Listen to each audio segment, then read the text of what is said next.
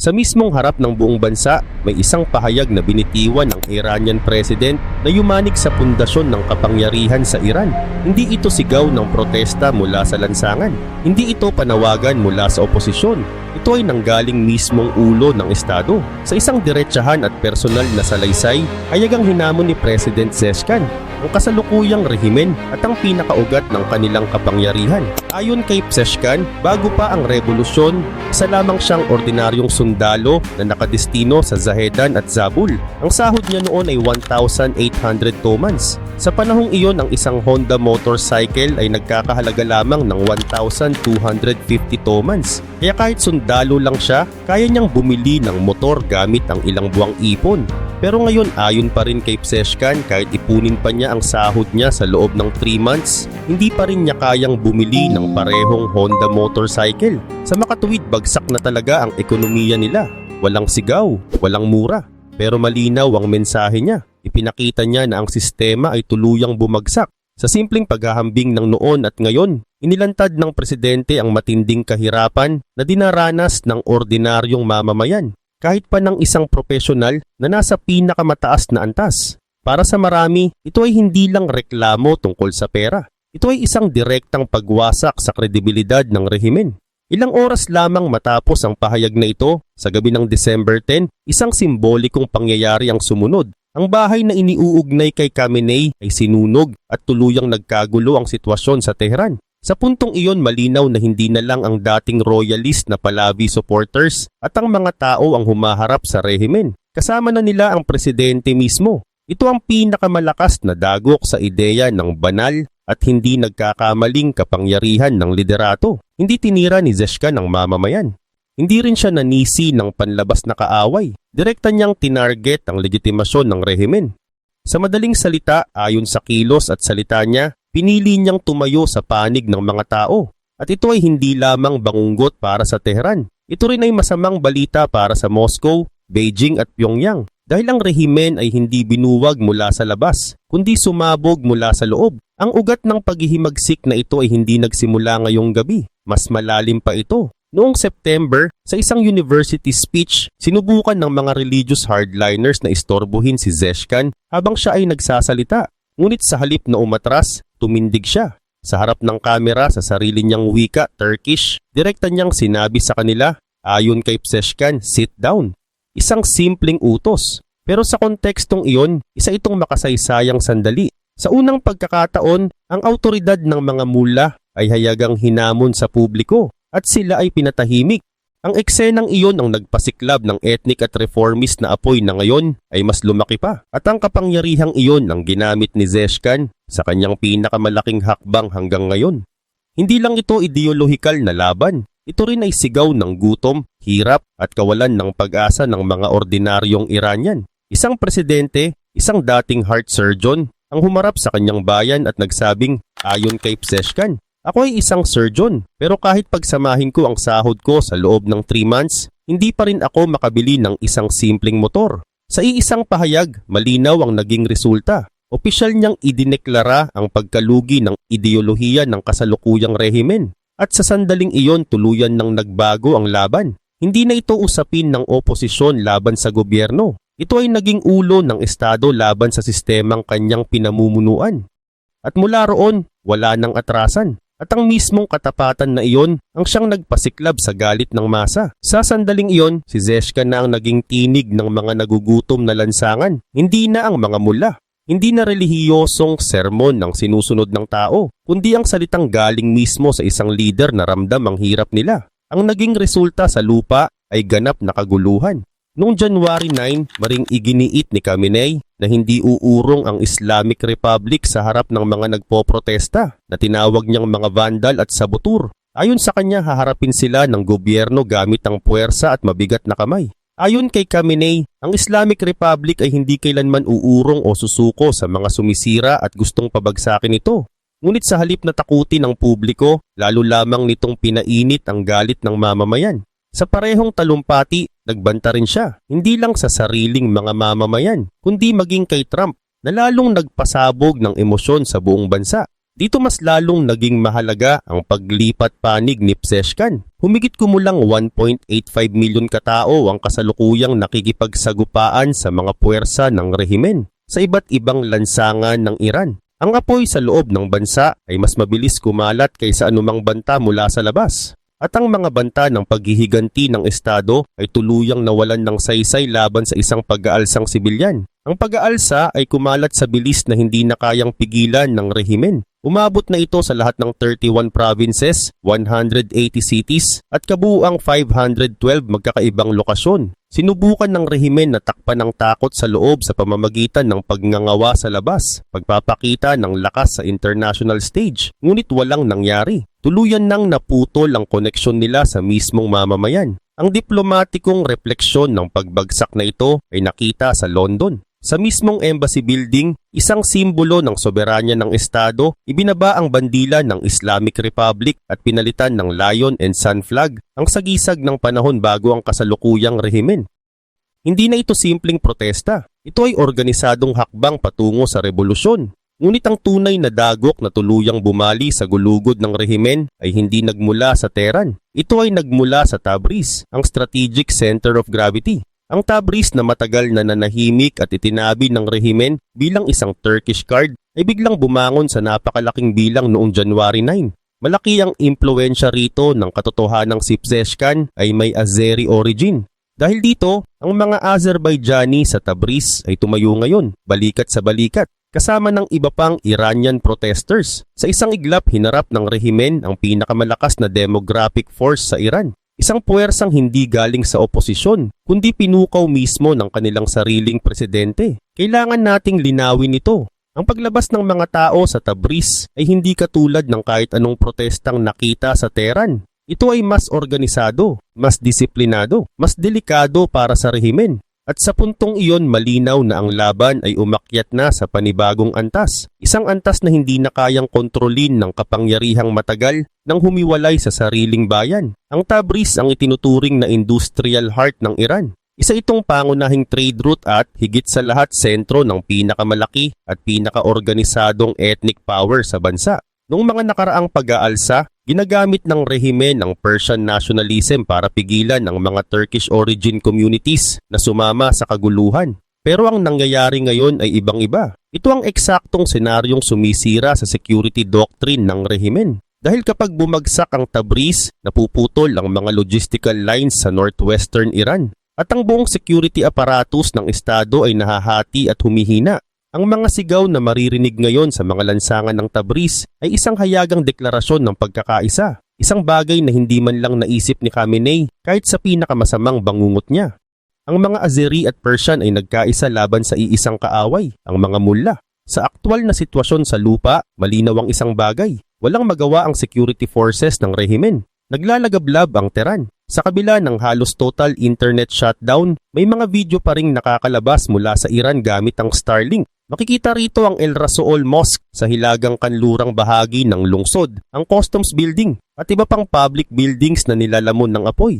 Maging ang municipal building sa Karaj na kilala bilang isa sa pinakamatibay na balwarte ng rehimen ay nasusunog na rin. Habang umatras ang mga paramilitary siege forces, nagpapaputok sila sa mga sibilyan para lamang makaligtas. Hindi ito organisadong operasyon, isa itong panic retreat. May mga kuha malapit sa customs building sa Tehran na nagpapatunay na ang mga besieged militias ay naipit na at basta na lang nagpapaputok ng bala para ikalat ang mga tao. Ngunit kahit ang ganitong panic fire ay hindi na kayang pigilan ang agos ng tao. Lahat ng pangunahing kalsada sa Tehran ay nananatiling hawak ng mga nagpoprotesta. Sa sobrang kawalan ng magawa, ginagamit na ng mga puwersa ng rehimen ang mga police vehicle bilang improvised barricades. Nagtatago sa likod ng sarili nilang sasakyan. Ang larawang ito ay malinaw na patunay. Ang security apparatus ng rehimen ay tuluyang nag-shutdown sa harap ng dami ng tao at sa harap ng political betrayal ni Pezeshkian laban kay Khamenei. Ngayon na tuluyan nang nawala ang kontrol sa mga lansangan, si Khamenei ay hindi na lang humaharap sa sariling mamamayan. Humarap na rin siya sa isang bagong panganib, ang bago at hindi mahulaan na may-ari ng White House, si Donald Trump. At sa puntong ito, ang krisis ay hindi na lamang panloob. Ito ay papasok na sa isang yugto na may global na epekto. Isang yugto na wala ng malinaw na preno. Sa puntong ito, malinaw na malalim na ang problema ng Iran. Batay sa mga nangyayari sa lupa, may mga lungsod na ngayon ay unti-unti nang kinokontrol ng mga tao. Mga lugar na ilang linggo lang ang nakalipas ay walang sino mang naniwalang posible mangyari ito. Ang sitwasyon ay binabantayan ng mabuti ng buong mundo. At dito na pumasok ang direktang babala mula sa Washington. Ayon kay President Donald Trump, kung mauulit ang pagpatay sa mga sibilyan tulad ng nangyari noon, hindi mananatiling tahimik ang Estados Unidos. Malinaw ang kanyang sinabi. Makikialam sila at tatamaan nila ang rehimen kung saan ito pinakamasakit. Habang umaalingaw-ngaw sa mga lansangan ng Tehran ang mga sigaw ng galit at paghihiganti at habang nagliliyab ang mga gusali ng rehimen, may isa pang mensaheng lumabas. Noong January 10, nagsulat si Trump sa Truth Social. Ayon kay Trump, ang Iran ay mas papalapit sa kalayaan ngayon kaysa kailanman at handang tumulong ang Estados Unidos. Isang araw bago nito noong January 9, tuluyan ng binasag ng Iran's Supreme Leader na si Ali Khamenei ang kanyang katahimikan. Ngunit malinaw na ang linya na iginuhit ni Trump ay mas matalim. Mas maaga pa, tahasan niyang sinabi na kung may kahit isang protester na mapapatay, personal niyang tatamaan ang liderato ng rehimen. At sa kanyang kasunod na pahayag, ayon kay Trump, sa kasaysayan, lahat ng emperador mula sa mga pharaoh, kay Nimrod hanggang kay Reza Pahlavi ay bumagsak sa rurok ng kanilang kapangyarihan at ikaw ay babagsak din. Samantala, ang mga ulat mula sa loob ng Iran ay lalong nagpapabigat sa sitwasyon. Ayon sa impormasyong nakuha ng Time Magazine mula sa mga doktor sa Tehran, at least 217 protesters ang napatay sa loob lamang ng 6 hospitals sa kabisera. Punong-puno na ang mga ospital ng sugatan. Ipinapakita ng mga numerong ito na handa ang rehimen na patayin ang sarili nitong mamamayan para lang manatili sa kapangyarihan. Ngunit pilit nilang itinatago ang lawak ng masaker dahil sa banta ni Trump. Pero wala nang takas ang katotohanan. Hindi na kayang pigilan ng rehimen ang mga ulat, ang mga video at ang mga signal na dumadaan sa Starlink satellites. Ito ang naging red line, hindi lang para kay Trump kundi para rin sa sambayan ng Iranian. Sa ngayon ang rehimen ni Khamenei ay naipit sa dalawang puwersang sabay na sumusupil sa kanya. Sa loob milyon-milyong tao sa lansangan. Sa labas, isang nakamamatay na geopolitical pressure mula sa Washington na may kakayahang burahin ang presensyang militar ng rehimen. Habang nakabitin sa ere ang bantang I will strike, bawat oras na lumilipas at bawat dagdag na sibilyang namamatay ay malinaw na senyales na nagsimula na ang countdown. Para kay Khamenei, ang mga salita ni Trump ay hindi basta retorika, isa itong personal security crisis at lalong hindi ito bluff. Ayon sa mga breaking news reports, nagsimula na ang malawakang galaw ng militar ng Estados Unidos. Ang malalaking C-17 Globemaster transport planes ng US Air Force ay nagdadala na ng bala at military equipment mula Germany patungong Middle East. Ang kilos na ito ay malinaw na indikasyon na lampas na sa babala ang sitwasyon. Tapos na ang paghahanda. Nasa yugto na ng aktwal na deployment. Hindi lang salita ang ipinapadala ni Trump, bakal at pakpak na ang gumagalaw sa lupa. At habang dumarami ang civilian casualties, lalong naging malinaw ang mensahe ni Trump sa Fox News noong January 10. Ayon kay Trump, kung magsisimula silang pumatay ng mga tao tulad ng dati, tatamaan namin sila ng napakalakas sa paraang pinakamasakit para sa kanila. Hindi na ito diplomatic warning, isa na itong de facto war ultimatum.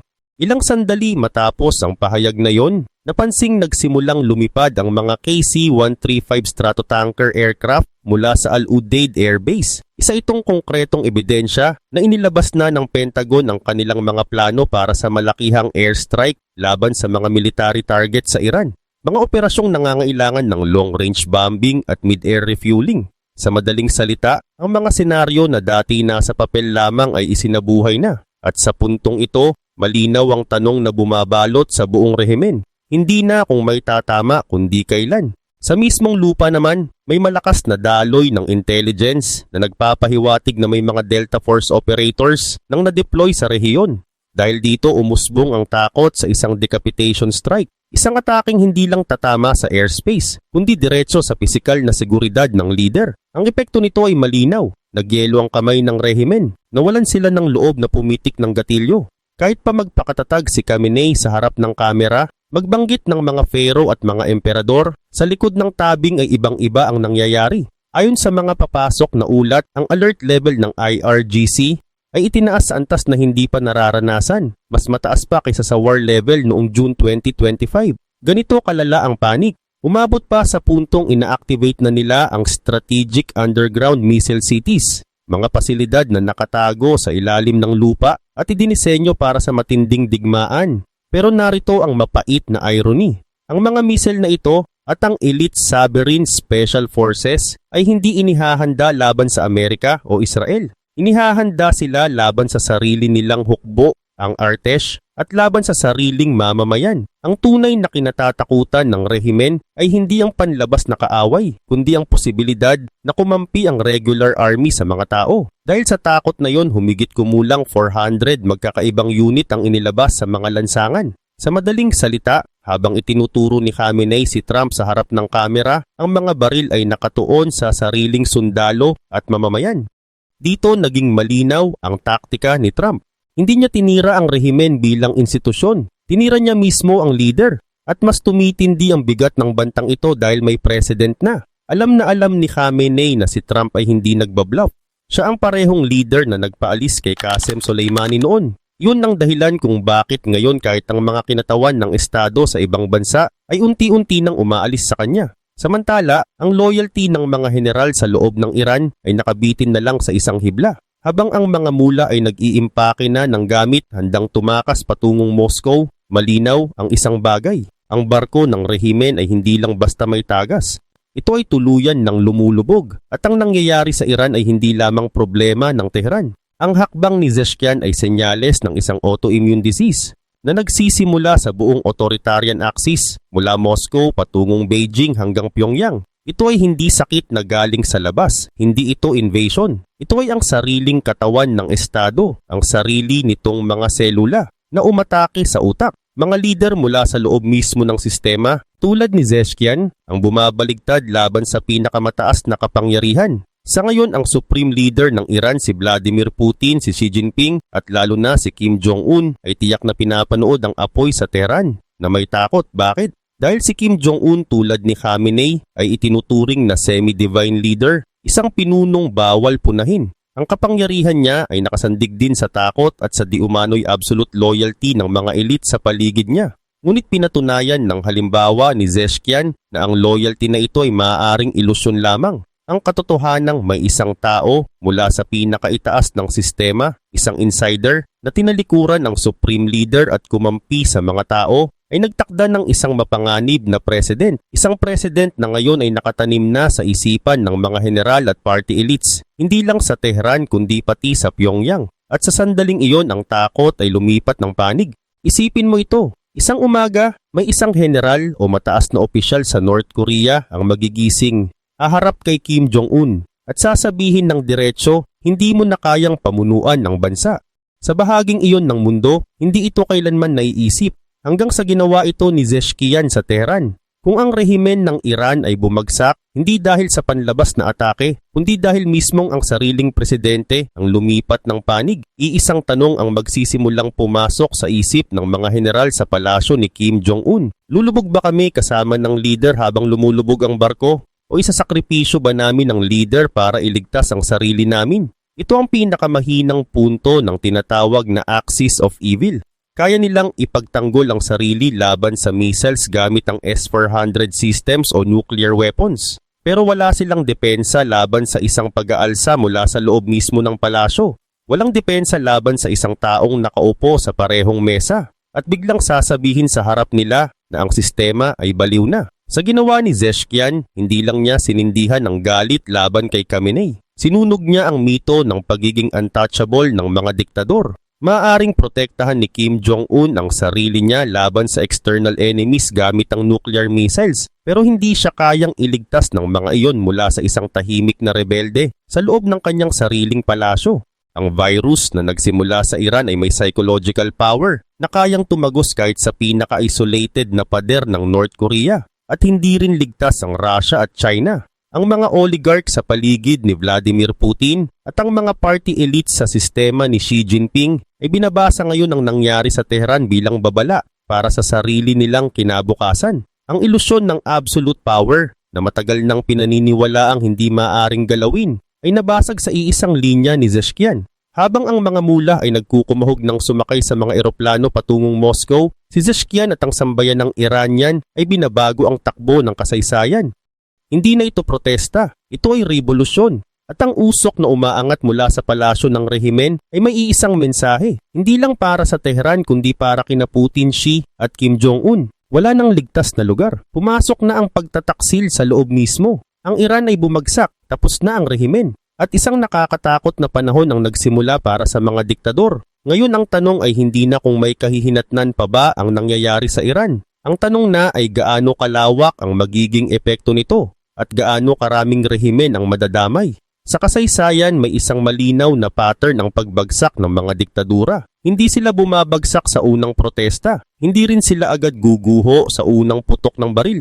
Ang tunay na simula ng wakas ay dumarating kapag nabasag ang takot sa loob mismo ng sistema. At yun ang eksaktong nangyari ngayon sa Iran. Hindi na takot ang nangingibabaw sa lansangan, galit na, pagod na. At higit sa lahat may pakiramdam na may kakampi sila sa loob. Kapag naramdaman ng mga tao na may isang mataas na opisyal, isang presidente o isang leader na handang tumawid sa kanilang panig, nagbabago ang timpla ng revolusyon. Ang protesta ay hindi na sigaw ng desperasyon, nagiging plano ng pagkuha ng kapangyarihan. Sa puntong ito may tatlong posibleng direksyon ang kahihinatnan ng Iran. Ang una, controlled collapse. Sa senaryong ito, pipilitin ng rehimen na alisin ang pinakamahina nitong bahagi, ang leader mismo para mailigtas ang sistema. Ibig sabihin, posibleng ialay si Khamenei para manatili ang military at bureaucratic structure. Isang palit-ulo para hindi tuluyang gumuho ang estado. Pero may problema ang opsyong ito. Ang galit ng tao ay lampas na sa isang tao. Ang hinahanap nila ay hindi lang bagong muka, kundi bagong sistema. At kapag hindi iyon ang ibinigay, babalik at babalik ang apoy. Ang ikalawang direksyon, full regime collapse. Ito ang pinakamapanganib pero pinakamalamang. Kapag tuluyang nabasag ang loyalty ng regular army, kapag may isang major unit na hayagang kumampi sa mga tao, mawawala ang huling sandata ng rehimen. Sa sandaling iyon, hindi na kailangan ng foreign intervention. Ang estado mismo ang magpapabagsak sa sarili nito. At kapag nangyari ito, hindi na ito basta internal crisis. Magiging regional earthquake ito. Dahil ang Iran ay hindi ordinaryong bansa. Isa itong haligi ng buong anti-Western axis. Kapag bumagsak ito, mabubuksan ang tanong sa Moscow, Beijing at Pyongyang. Kung nangyari ito sa Iran, bakit hindi pwedeng mangyari sa amin? At dito nagsisimula ang ikatlong direksyon, chain reaction. Hindi ito sabay-sabay na revolusyon. Hindi ito domino na biglang tutumba lahat. Mas delikado ito. Ito ay mabagal, tahimik, psychological. Sa Russia, magsisimulang magtanong ang mga oligarch at generals. Kung may Zhezhkian sa Iran, may ganito rin ba sa amin? Sa China, mas magiging paranoid ang party elites. Mas hihigpit ang surveillance. Mas titindi ang purges. Isang senyalis na takot na ang sistema sa sarili nitong anino. Sa North Korea, ang epekto ay hindi sa lansangan, kundi sa loob ng palasyo. Sa mga general na matagal nang tahimik, matagal nang naghihintay, at ngayon ay may halimbawa na. Ito ang tunay na kahihinatnan ng nangyari sa Iran. Hindi ito invasion, hindi ito missile strike, ito ay ideological infection. Isang patunay na ang absolute power ay maaaring mabasag hindi ng bomba, kundi ng isang taong galing sa loob na nagsabing tama na. At may isa pang mas madilim na posibilidad. Kapag na-corner ang isang rehimen na may nuclear capability, may dalawang klase ng reaksyon. Ang una ay pag-atras. Ang ikalawa ay reckless escalation, isang huling sugal para iligtas ang sarili. Ito ang dahilan kung bakit delikado ang susunod na mga linggo. Habang mas lumalala ang sitwasyon sa loob, mas tumataas ang tsansa na ang rehimen ay gagawa ng isang hakbang na hindi na para manalo, kundi para isama ang lahat sa pagbagsak. At dito papasok ang papel ng Estados Unidos at ng mundo. Hindi na ito simpleng tanong ng makikialam ba o hindi. Ang tanong ay, paano pipigilan ang isang sugatang diktadura na gumawa ng huling desperadong hakbang? Sa huli, malinaw ang isang bagay. Ang Iran ay nagsilbing babala, hindi lang sa mga diktador, kundi sa buong mundo, na ang pinakamalakas na rehimen ay maaaring gumuho kapag ang sarili nitong leader ang unang tumalikod. At mula sa sandaling iyon, wala nang ligtas na trono,